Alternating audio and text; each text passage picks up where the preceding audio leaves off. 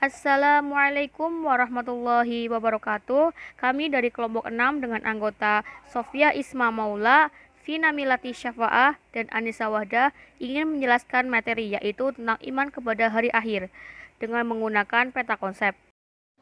Nah, di sini saya akan menjelaskannya itu apa itu iman kepada hari akhir. Iman kepada hari akhir atau sering kita sebut dengan hari kiamat merupakan percaya dan meyakini bahwa seluruh alam termasuk dunia dan seisinya akan mengalami kehancuran. Hari akhir ditandai dengan ditiupnya trompet oleh malaikat Israfil. Umat Islam wajib percaya dan yakin bahwa hari akhir atau hari kiamat itu pasti akan datang. Kelak manusia akan dibangkitkan kembali dari kubur untuk menerima pengadilan dari Allah Subhanahu wa taala.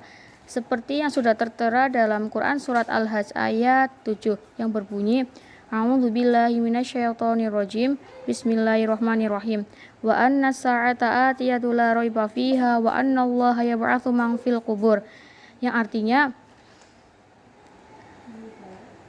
dan sesungguhnya hari kiamat itu pastilah datang, tak ada keraguan padanya, dan bahwasannya Allah membangkitkan semua orang di dalam kubur. Ayat ini menegaskan bahwa hari kiamat itu bukanlah omong kosong, tapi kejadian yang benar adanya. Hanya saja manusia tidak ada yang tahu kapan itu akan terjadi. Ini adalah rahasia Allah Subhanahu wa taala. Hanya Allah yang Maha tahu kapan hari kiamat akan terjadi. Ketika kiamat tiba, bumi akan hancur, semua makhluk mati, lalu Allah menghidupkan kembali manusia dari dalam kubur.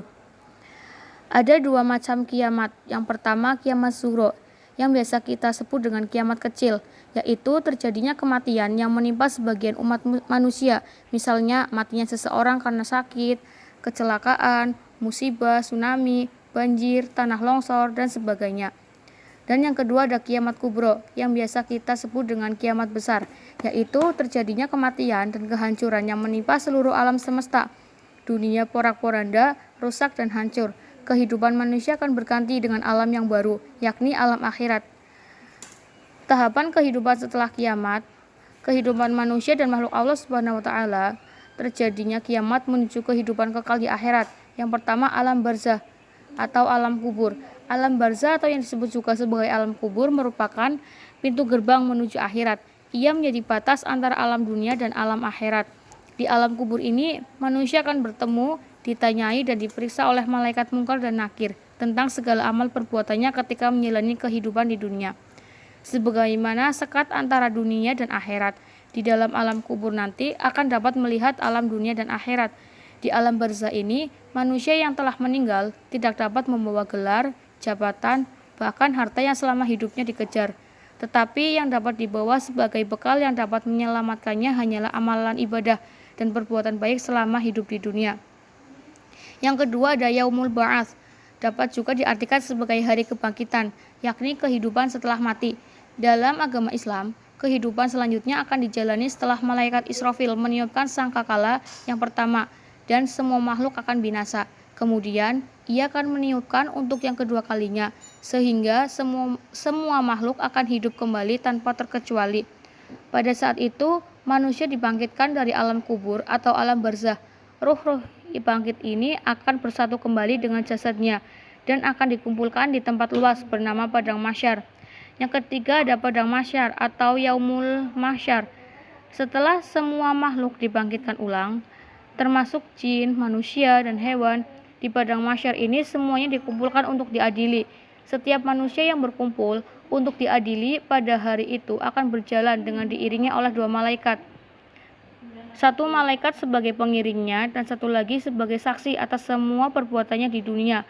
Peristiwa ini disebutkan dalam Quran surat Al-Kahfi ayat 47 yang artinya, dan ingatlah akan hari yang ketika itu kami perjalankan gunung-gunung dan kamu akan dapat melihat bumi itu datar dan kami kumpulkan seluruh manusia dan tidak kami tinggalkan seorang pun dari mereka. Waktu penantian di Padang Mahsyar tersebut akan terasa singkat bagi mereka yang beriman dan bertakwa. Namun, mereka yang memiliki banyak dosa akan merasa menunggu sangat lama dan merasakan panas yang begitu berlebih. Yang keempat ada Yaumul Mizan. Yaumul Mizan dapat diartikan sebagai hari pertimbangan, yakni hari di mana manusia akan ditimbang amalnya untuk menentukan apakah mereka akan masuk surga atau neraka. Ketika semua makhluk ciptaan Allah Subhanahu wa taala telah terkumpul di padang mahsyar, tibalah saat untuk memperlihatkan buku catatan amal. Kemudian amal mereka akan ditimbang dan dihitung, mana yang lebih banyak, amal baik atau amal buruk. Setiap makhluk akan memperoleh balasan yang sesuai dengan amalannya. Jika amalan mereka baik, maka akan memperoleh balasan berupa surga. Begitupun sebaliknya, jika mereka memiliki amalan buruk, maka nerakalah balasannya. Yang kelima, yaumul hisab. Hisab berarti perhitungan. Dengan demikian, yaumul hisab adalah peristiwa di mana manusia satu persatu akan dipanggil dan diperlihatkan segala amal perbuatan mereka selama di dunia. Setiap perbuatan manusia di dunia, baik yang hak dan yang batil, akan ditampakkan, diakui, dan diperiksa secara sungguh. Peristiwa ini tercermin dalam Quran Surat Al-Ghasyiyah ayat 25-26 yang artinya, sesungguhnya kepada kamilah kembali mereka, kemudian sesungguhnya kewajiban kamilah menghisap mereka.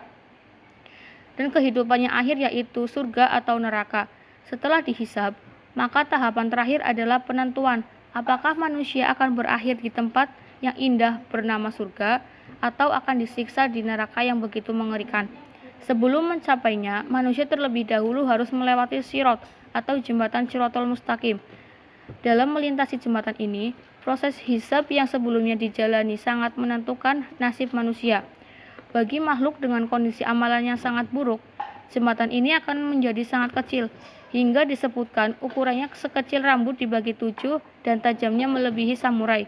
Sedangkan untuk orang dengan amalan baik yang banyak, ia akan melewatinya dengan tenang. Ada yang secepat kilat, ada yang menunggang onta, kambing, atau sapi dari hasil kurbannya ketika di dunia.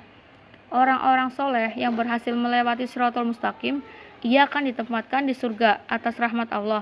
Sementara bagi mereka yang gagal, neraka adalah tempat baginya. Sekian penjelasan materi dari kelompok kami, kurang lebihnya mohon maaf. Wabillahi taufik wal hidayah. Wassalamualaikum warahmatullahi wabarakatuh.